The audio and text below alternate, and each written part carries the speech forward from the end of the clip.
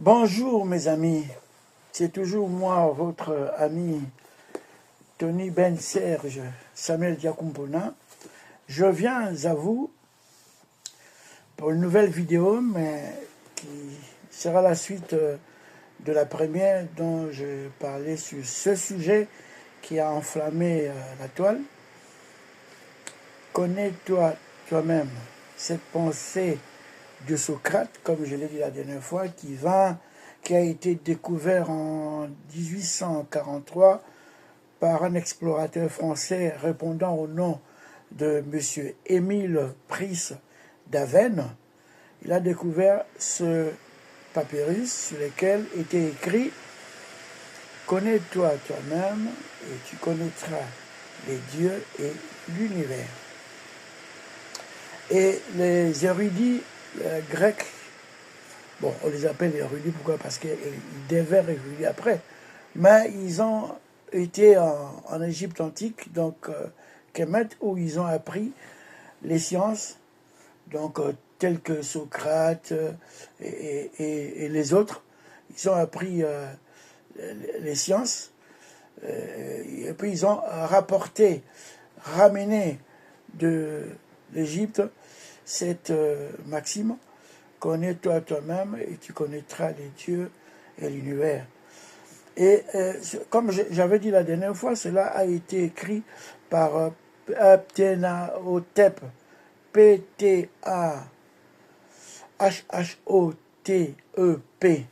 dans Ptahhotep. Et cela a été tronqué par Socrate. Bien que Socrate n'a pas eu à écrire, mais nous avons ses connaissances ou ses œuvres, nous connaissons ses œuvres par Platon. Et ça a été découvert là-bas en Grèce, sur le temple d'Apollon, à Delphes, où c'était écrit connais-toi toi-même. Donc,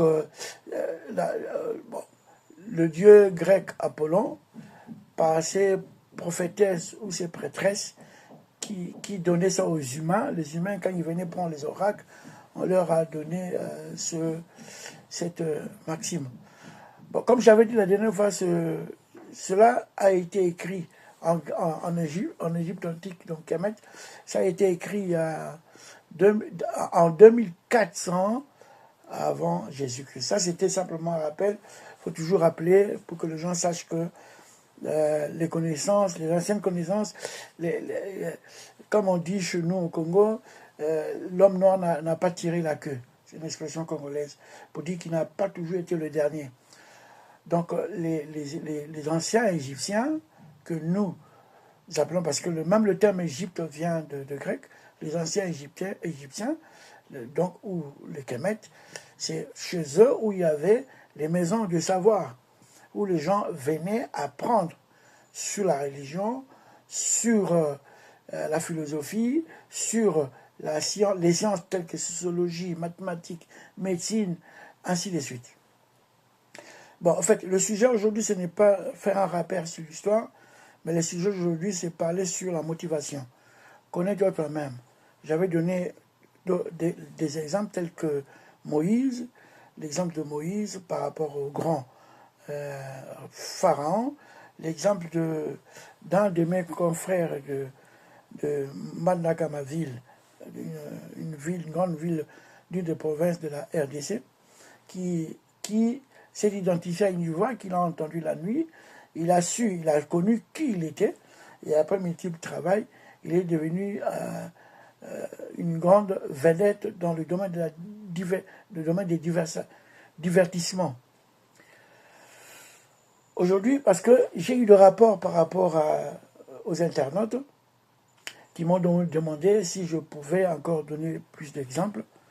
Aujourd'hui, je vais vous donner des exemples tels que l'exemple d'un prince qui a été esclavagisé, qui a été arrêté en Afrique par l'histoire de la traite et qui a été ramené aux Amériques. Et là, dit Frère Branham, c'est lui qui raconte cette histoire, arrivé aux Amériques, il n'avait pas besoin qu'on crie sur lui, qu'on hausse le ton pour qu'il se mette à travailler. C'était le contraire. Le contraire, c'était que il n'avait pas besoin d'un coup de pouce pour qu'il travaille. Pourquoi? Parce que il savait qu'il était un prince. Ben, le propriétaire des esclaves, un jour, un de ses amis est venu le voir dans le but de pouvoir s'acquérir de cet exemple qui était exemplaire. Ce dernier refusa et on lui posa la question s'il était traité différemment ou bien s'il n'était pas logé dans le même hangar que les autres esclaves. Il répondit, ce n'est pas le cas. Simplement, j'ai eu à entendre que d'où ils viennent là-bas en Afrique, il était un prince. Ce monsieur était un prince. Il savait qu'il était un prince. Alors, il agissait comme un prince. Parce qu'il était conscient de sa position de prince. Il agissait comme un prince. Malgré l'esclavage, il vivait dans la dignité d'un prince. Je n'enseigne pas la fatalité. Je parle de la motivation. On peut avoir un don, un talent de chanteur, exemple. Un excellent chanteur qui sait monter des octaves, qui sait se balader dans 7 voix, qui a beaucoup de talent, mais qui ne travaille pas son talent. C'est comme l'histoire du maître que la Bible parle, du maître qui avait emprunté des deniers, des talents, qui avait emprunté des talents, des deniers. Celui qui avait peur ici a mis sous la terre, disant que tu es méchant, de peur que si je perds, j'aurai des soucis. On le lui arracha tout. Ceux qui avaient fructifié ces talents, on leur donnait encore beaucoup.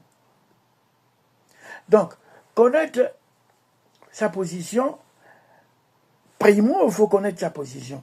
Mais pourquoi connaître sa position? Parce qu'une fois qu'on connaît sa position, on va y travailler. Je sais que je suis un bon chanteur. Ou bien je suis un garçon très intelligent. J'ai une intelligence de miroiter les choses. Je peux prendre un livre, je prends un livre, le fait simplement de lire le bouquin, tout reste dans ma tête. J'ai cette intelligence, exemple. Ce n'est pas le cas, mais j'ai connu des garçons pareils.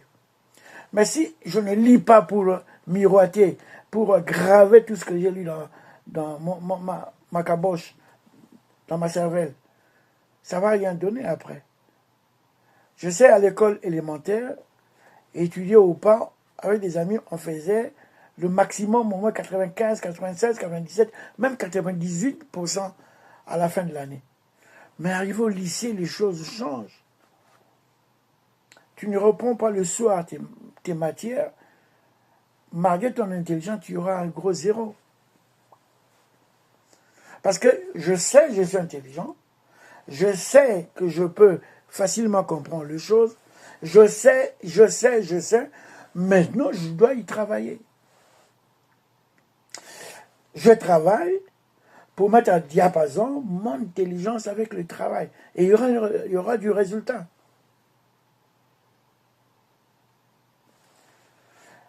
Si je ne sais pas ce que je suis, je serai un imitateur. Je serai un imitateur. Jamais Moïse pouvait imiter Josué. Jamais. Jamais. Prenons l'exemple de ce prince.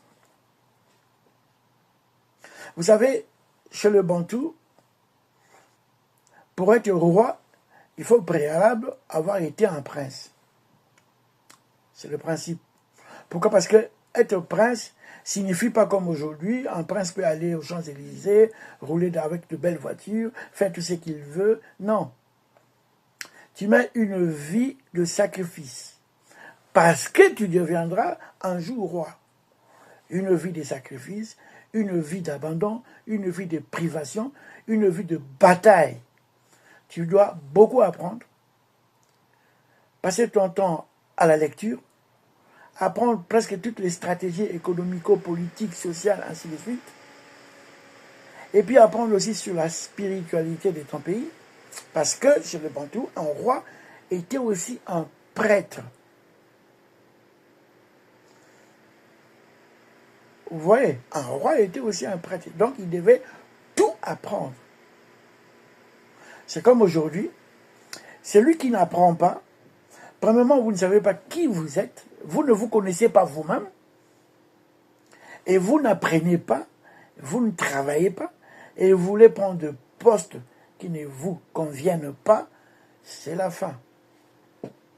Non seulement vous allez vous perdre vous-même, mais vous allez perdre tous ceux qui vous suivent. Donc vous serez en danger. Connais-toi toi-même, c'est un sujet qui demande une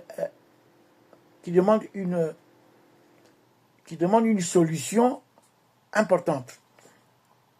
Comme c'est entre guillemets, c'est un problème à résoudre.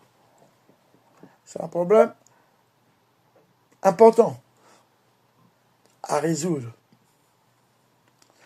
Mes amis, je crois que j'ai été à la hauteur de vous satisfaire et je vous remercie. Merci.